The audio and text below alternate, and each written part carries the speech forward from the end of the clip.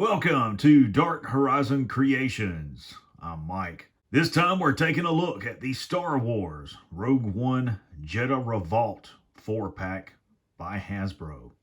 Now, if you haven't already, please follow, like, and subscribe to my social media accounts on Facebook, Instagram, and YouTube. Don't forget to hit that bell icon so you get a notification of when I post new content. So I'm continuing with my celebration of Rogue One, and today we're taking a look at the Jedha Revolt 4-pack. Now, this is a product that was initially announced in September 2016 and released in 2017. And I do not know if this was exclusive to any particular retailer. I don't think it was. However, I got it a couple of years ago as a Christmas gift, and you can see that it was purchased at Ollie's for $9.99. This is a great opportunity to point out something very quickly about Star Wars action figures. There have been times in the past where I saw figures that I really wanted and I just didn't have the money to buy them. And a year or two later, I would come across that particular action figure or toy in Ollie's and find it at a ridiculously cheap price, and I would buy it. A great example of that is the Rogue One visual guide. And I know it retailed for something like $34 or $39.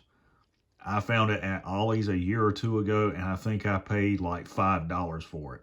So there are deals at Ollie's, and it is definitely one of those stores that you should peruse when you are shopping for toys if you are a collector. So the Jedha Revolt 4-pack consists of some really cool figures. You've got Edrio, 2 tubes up in the top left. And of course, he is one of the two twin Tognath characters from Rogue One, the other being Bithnik, his brother. To my knowledge, Bithnik loses his life during the Death Star assault on Jetta. Edrio, however, manages to escape, and he goes on to continue to fight the Empire. In the top right, you see Saul Guerrera, really cool action figure. I have to say, though, I do disagree with Saul's choice of footwear. He looks like he got that sandal at Family Dollar or Pick and Pay. I hope Forrest Whitaker hears this. That'll make him laugh. In the bottom left, you've got Jen. And in the bottom right, you have the Imperial Assault Tank Driver. Really cool artwork in the lower right corner. I do like that. Star Wars Rogue One banner in the upper left. On the side panel of the packaging, the artwork continues, and then on the back, you have a brief bio of all 4 characters. Sergeant Jen Urso, it says, putting behind a checkered past by lending her skills to a greater cause, Jen Urso is impetuous, defiant, and eager to bring the battle to the Empire. Used to operating alone, she finds higher purpose by taking on a desperate mission for the Rebel Alliance. Imperial Hover Tank Pilot. Imperial combat drivers operate the Empire's arsenal of armored repulsor vehicles, from troop transports to heavily armed hover tanks. Combat drivers are lightly armored, relying instead on the thick skin of their vehicles to protect them in battle. Now, I would like to stop and insert something here. The Imperial Assault Tank that you see in Rogue One was initially designed to be a hover tank. It is not. It has actual treads. So all of the information that was put together in the pre-production phase of the movie is on the packaging of these figures. So again, the Imperial Assault Tank is not a hover tank. It is an actual tank with treads on it. Edrio 2 Tubes is a mercenary pilot who flies alongside his eggmate Bithnik. They share the nickname derived from the breathing apparatus that allows Tognath physiology to process oxygen atmospheres. Edrio's native world of Yar Togna was conquered and occupied by the Empire, forcing him to flee as a refugee. With a desire to strike back at the Empire, Edrio and Bithnik have allied with Saul Guerrera's movement on Jetta. A battered veteran of the Clone Wars, as well as the ongoing rebellion against the Empire, Saul Guerrera leads a band of rebel extremists. Saul has lost much in his decades of combat, but occasional flashes of the charismatic and caring man he once was shine through his calloused exterior. Guerrera is bunkered on the ancient world of Jetta, coordinating a prolonged insurgency against the Imperial occupation. Saul's alien health has not withered his resolve to fight.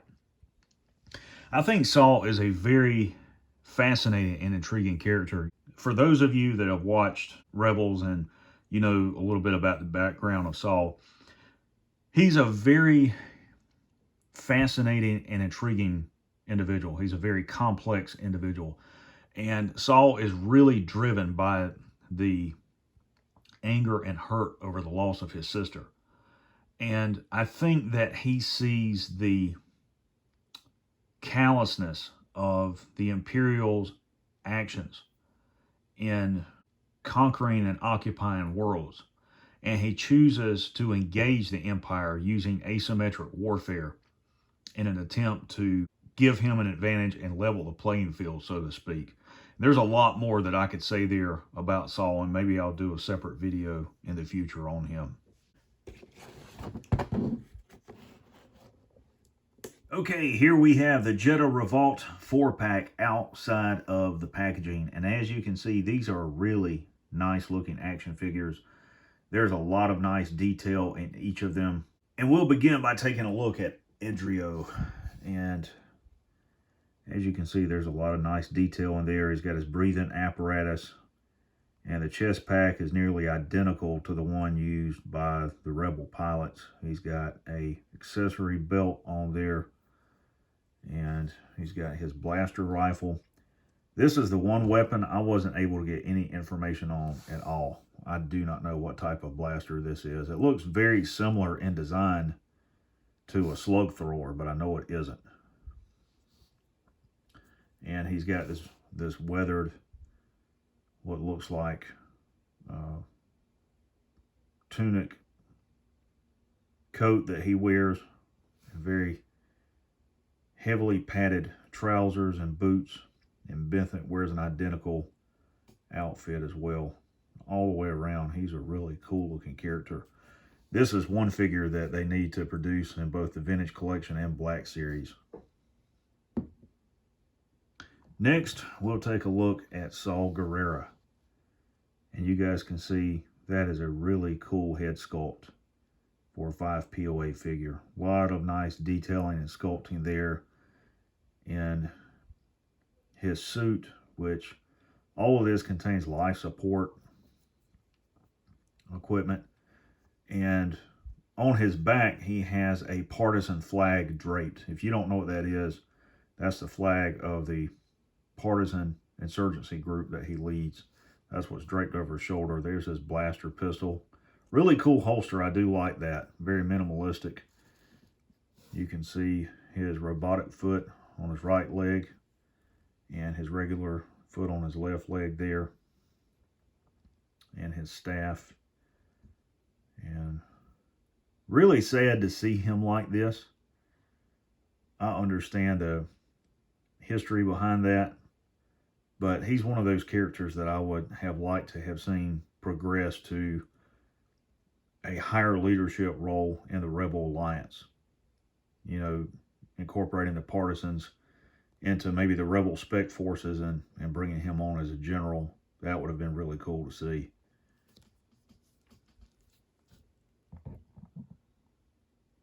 And of course, Jen Urso. And this is the exact same action figure that is on the individual card back. She's got her Blastech A180 blaster pistol there. It does not include the components to convert it into a carbine. And she's got her scarf, which is removable. And again, all of these are standard 5 POA action figures. And the Imperial Combat Driver, really cool. I do like this. I like the helmet. I like the armor. And the chest armor is identical to that worn by the Shore Troopers. As a matter of fact, all of this is the torso armor and his belt, shoulder armor, forearm armor, and I think his boots are identical as well. Minimalistic design, and you would want that in a cockpit where you have very little room to maneuver. Very cool action figure. And you can see he's armed with the E22 repeating blaster carbine. And you see some of the shore troopers using these in the battle on Scarif. And, you know, it's really a shame that Hasbro has stopped producing the 5 POA line of figures, because as a collector, I understand their decision to strictly produce the vintage collection and the Black Series, because 80% of their consumers are adult collectors. You know, and it's really sad that Hasbro no longer produces the 5 POA action figure line. The basic assortment figures were the mainstay of the Star Wars line for 4 decades, since they were first released in 1977. And there's just something about having these figures in hand. And as a collector, a customizer, and someone that enjoys toy photography, I understand that you simply can't get realistic photos with these figures like you can with super articulated figures like the vintage collection and the Black Series.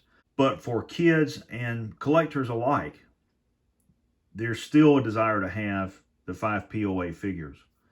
And their decision to discontinue that line, I think, was a mistake. It's certainly something that I enjoy collecting, and I find myself more and more looking back at figures like this and the Power of the Force line from the mid-90s and seeing figures that I really like that, you know, I don't have to have super articulation in the action figure to appreciate, like the Jawas or characters like Greedo or Momon Naden, Mon Mothma. I don't have to have a super articulated figure of those characters. And I think it's an opportunity for collectors to go back and pick up figures that you may have missed out on or passed over for the vintage collection, and to just return to that nostalgia of collecting Star Wars toys.